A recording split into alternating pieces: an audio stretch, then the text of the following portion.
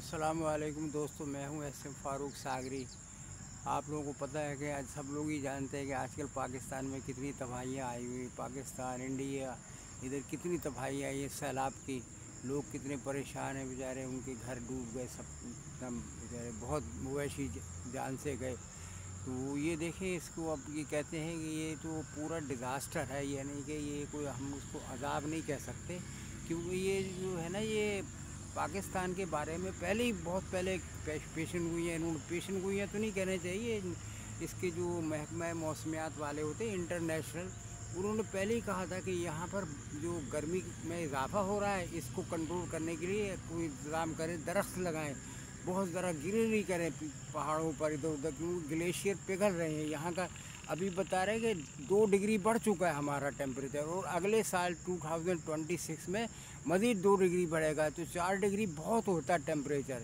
वो कह रहे थे इसको कंट्रोल करें। अब हमारे यहाँ तो समझ में कोई कंट्रोल, इमरान खान ने अलबत्ता खूब दरख्त लगाए थे, लेकिन पता नहीं वो दरख्त कहाँ गए हैं या नहीं है, या कोई फर्जी कहानी थी, कुछ कह नहीं सकते।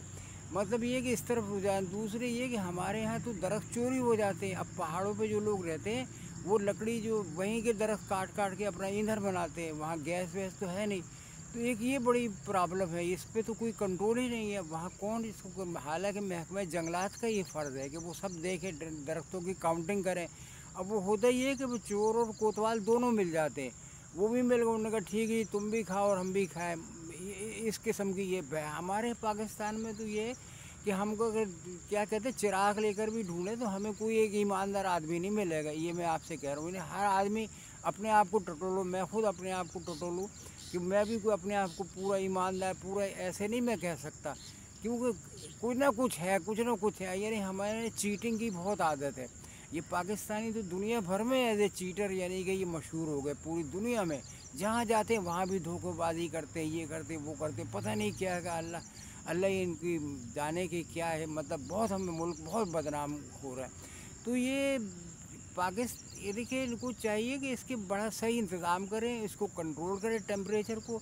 हमें अभी हवा, अब देखो कितना ये नुकसान होगा। अब क्या होगा, हम जाएंगे दूसरे लोगों से, दो हमें मदद करो, हमें ये हो गया, डैम हो गया, ये हो गया। अच्छा ये है कि बाहर से एड आती है, बगैर कहे आती है एड, तो ये क्या करते हैं कि एड जो उसको जो है उससे कुछ नहीं करते। वो कहते हैं अभी पानी उतरने दो, अभी पानी जब पानी उतर जाता है तो वो लोग फिर भी कुछ नहीं होता। वो जो बेघर हुए हैं वो खुद अपने घर बना लेते हैं, यानी वो खुद दोबारा रीबिल्ड कर लेते हैं, लेकिन हुकूमत से के तरफ से कोई मदद नहीं जाती है। ये पिछले सैलाबों में भी यही होता रहा। होता ही है कि वो घर बना लेते हैं, उसके बाद ये लोग ये शो कर देते हैं कि हमने बना दिए घर, वो पैसा खा जाते हैं ये लोग। ये नहीं कि बताए कि ये है। तो ये तो हमको तो हमारे तो बदकिस्मत ये है कि पाकिस्तान जिस दिन से वजूद में आया ना, यानी कि उस दिन से हमें कोई अच्छा लीडर ही नहीं मिला। देखो अभी वाहिद एक लीडर लियाकत अली खान थे। कायदे आज़म तो 1 साल के अंदर ही फौत हो गए। लियाकत अली खान है, उनको भी मार दिया गया। तो वो अब बचा को ग़ुलाम मोहम्मद आ गए। देखो ऐसे ऐसे लीडर आ गए जिसको बोलता नहीं बनता था, उसको लकवा था, यानी क्या कहते हैं उसको, उसका मुंह नहीं चलता था उसको, वो फिर भी राल बहती रहती थी, तो वो गवर्नर जनरल वो बन गए। ये नहीं, बड़ा अजीब मजाक होता रहा है।